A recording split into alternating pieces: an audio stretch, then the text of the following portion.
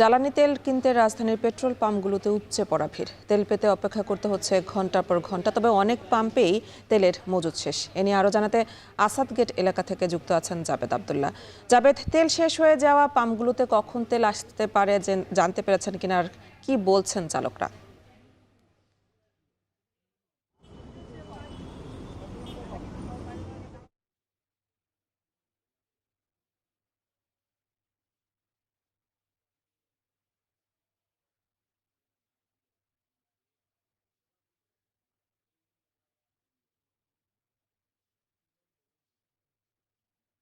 যে তেলের যে সংকট, সেই সংকটের যে আশঙ্কা, সেই আশঙ্কা থেকে মূলত যারা বাইক শেয়ার করেন তারা মূলত তাদের যে আর্থিক কিছুটা সমস্যায় পড়েছেন, যেহেতু তেল তারা বিভিন্ন পাম্পে পাচ্ছেন না, সে কারণে তাদের আয় যেমন কমেছে, এতে তাদের ভোগান্তি বেড়েছে। একই সঙ্গে তাদের কর্ম যে ঘন্টা, সে কর্মঘণ্টা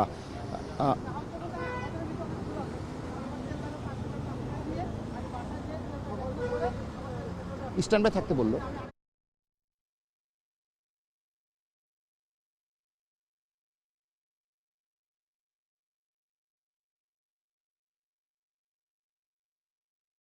কর্মঘণ্টা নষ্ট হচ্ছে এবং তাদের আয় কমেছে, এতে ভোগান্তি বেড়েছে বলে কিন্তু তারা আমাদেরকে জানিয়েছে। একটু বলে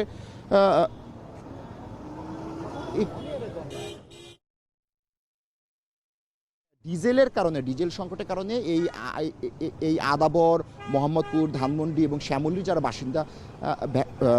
বাসিন্দা রয়েছে, সেই বাসিন্দারা মূলত ডিজেল সংকটের কারণে তাদের বাসায় যে পানির পাম্প রয়েছে, সেই পানির পাম্প ব্যবহার না করার কারণে তীব্র পানি সংকটে পড়েছেন বলে কিন্তু এখানকার গ্রাহকরা আমাদেরকে জানিয়েছে। আমরা বেশ কয়েকজন এখানকার বাসিন্দাদের সঙ্গে কথা বলেছি, তারা আমাদেরকে জানিয়েছে ডিজেল সরবরাহ বন্ধ থাকায় তারা তাদের বাসা বাড়িতে ব্যবহারের জন্য দৈনন্দিন যে পানির প্রয়োজন হয়, সেই পানি তারা মাটি থেকে উত্তোলন করতে পারেননি, যে কারণে পানির একটি সংকট রয়েছে এই মোহাম্মদপুর, আদাবর, শ্যামলী, ধানমন্ডি এলাকায়। আপনি নিশ্চয়ই ছবিতে ফ্রেমে দেখতে পাচ্ছেন যে দীর্ঘ লাইন, মোটরসাইকেল, ব্যক্তিগত গাড়ি রয়েছে। আমরা দেখেছি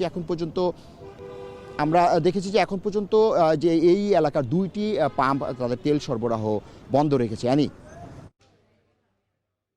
রাতভর উপচে পড়া ভিড়ের পরও সকালেও ভিড় বাড়ছে পেট্রোল স্টেশনগুলোতে, সে খবরে জানাচ্ছিলেন সহকর্মী জাবেদ আবদুল্লাহ।